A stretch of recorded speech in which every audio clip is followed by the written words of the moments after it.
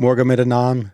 This is Enzo Eigen, the Alliance for Loki, and I want to show you our war rewards and talk a little bit about our season. And so we finished in the top 20, so I think we're number 12 overall, Masters rank 2, but this is like the second tier Masters. What do we get out of this? This fancy title, which is great, but the most important thing for me is the tier 7 basic. So this will allow me to form another tier 7 basic. So I'll have one and I need 2 more to get my 5th rank 4. 7-star crystal fine, tier 4, always good to have. These things are basically like 7-star shards. Titan shards always good. Same with signature stones, and then everything else is reasonable. I would say war rewards.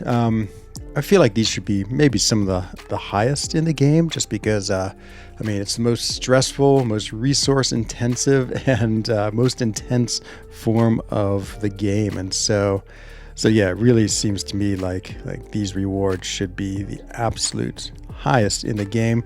Maybe it'd be unfair because then the top alliances would always be getting all the rewards. And so yeah, number 1 gets a fully formed tier 7 basic, and then more than enough to open a Titan crystal. So anyway, I guess I'd extend these down to like maybe even if you had more tier 7 basic. That's actually the only thing I really care about.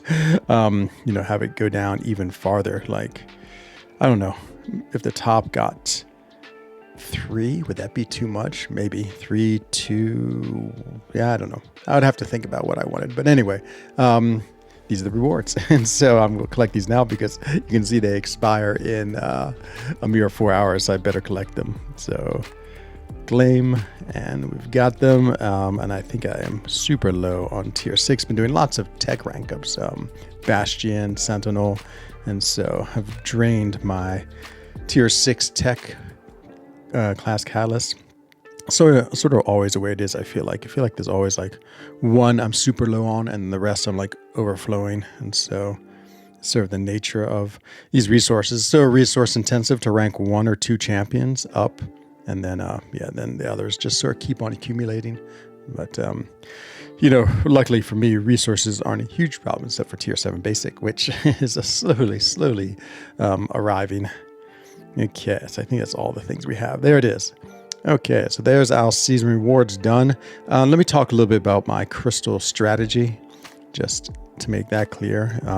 So I really want to save up for the next Titan crystal. I love Bastion, got him with the deals, but want to dupe him. And I love Jean Grey, only have her as a 6-star. So I'm going to wait the 68 days until I open my next set of Titan crystals. Still in this crystal, who I want is Gentle, would be amazing. And Symbiote Supreme, why not? He's a new champion. Still don't have Black Widow Deadly Origin, so I guess I would take her once, but the longer I avoid her, the better off it is. So yeah, I feel like waiting's better now, because if I was to open it now, I'm really only looking for Gentle and Shadow Spider, and those are Sorcerer Spider, and those aren't too intriguing to me. Okay, let's pop over to my last war, and I hadn't posted this war. I'm actually off by 2 wars, but anyway, I missed 1 war this season. So this is the last war. Here we are fighting this Red Skull, and this Red Skull is a very normal placement here. It's basically the armor bleed glance node, and so if he has armor ups, when he hits you, it causes bleeds. So of course I put on a bunch of boosts. Let me just skip by the boosts, and I'm going to with Shuri. And the reason you use Shuri here is because her attacks are non-contact. So as long as he doesn't touch you, basically he puts bleeds on equal to the number of armors he has if he has contact. And you can see I'm not touching him, so therefore I do not get a bleed put on me, which is great. So this fight's going normally. It's a little slow just because there's a lot of glancing. You can see glance. His glance, the number of glances he has causes armor up. I can parry him at will.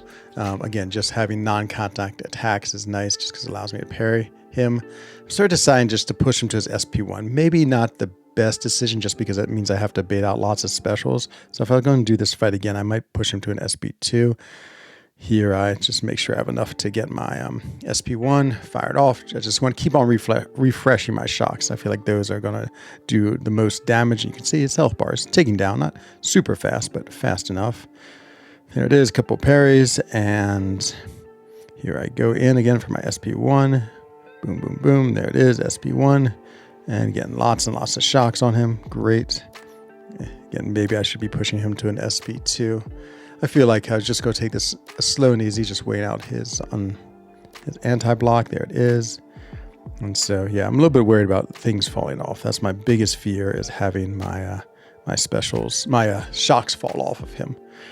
And so everything's going great. We got, 1,000 per tick now, doing reasonable damage. I'm not worried about timing out. It's just such a slow fight in here. Now I start getting back into the corner. And what happened there?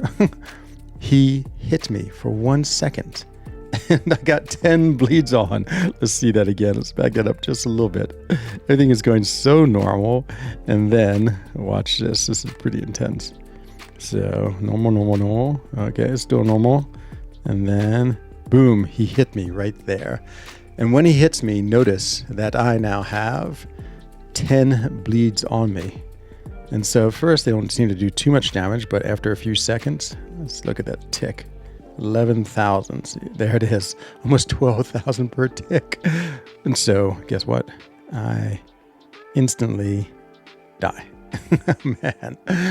Wow. I mean, he just did a little one-hit combo, but it's a contact. And if you make contact, you get those bleeds on you, and that's it. And so yeah, it was a horrible, horrible death. Let's just fast forward through the rest of this. The rest of the fight is essentially the same fight you just saw. And then we're on to Korg. And so Korg is on this node, which I've fought a few times. Super, super annoying. I know it has the auto block, and it has the strike counter power rate, which really makes it difficult.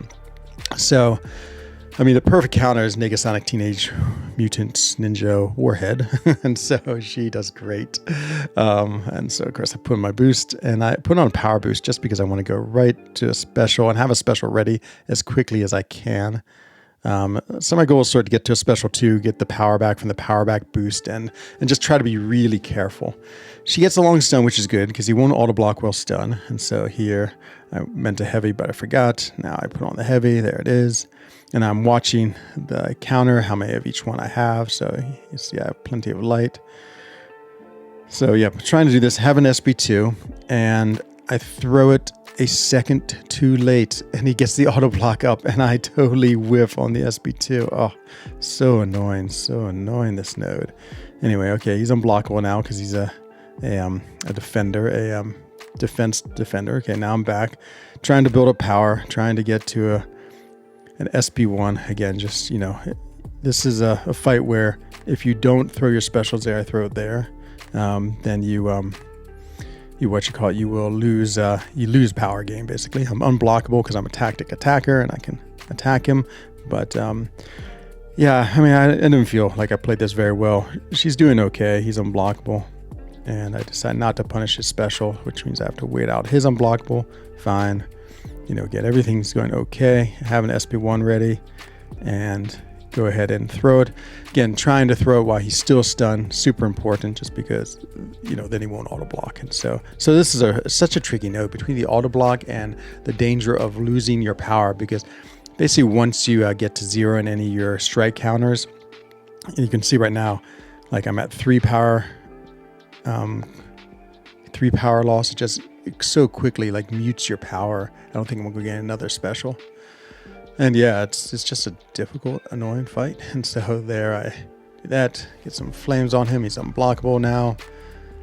Oh, he's just a menace. And I have 1 bar power, luckily, because my power is definitely increasing. So I throw my special. Again, it's doing enough damage, and she's such a perfect matchup for this fight that's going to be okay. But it just goes to show you, like, even like the perfect counters on some of these nodes still are very difficult fights. And there'd be no way I'd get back to a special, but luckily he's about to die. And there he goes. Okay, so that was that fight. And now the last fight of my season is a fight that also another one I've been doing a lot. So this is node 42. It's Null. This is one where he has Conflictor or Power Snack. I think if I gain a buff, he gains a big burst of power. And if I have debuffs on me, he's unblockable. Wiccan is absolutely perfect for this fight. And because if you get your casting shield up by holding your heavy, like I'm doing right there, holding your block, you get this casting shield up. And this casting shield up allows you to block unblockable attacks of Cosmic. And so this is perfect. So I'm just trying to make sure I have lots of Cosmics up. I'm not caring about this SP1. Why? Because his SP1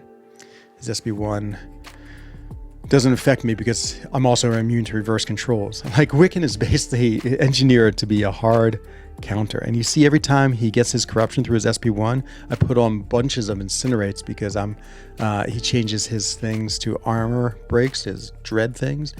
And since I'm immune to those, every time I'm immune to something, I put an incinerate on him. So, oh my God, this matchup could not have gone any more perfectly. It's finally sort of taken me the season to perfect this matchup. So I was really happy with this fight. I finally have learned all about it.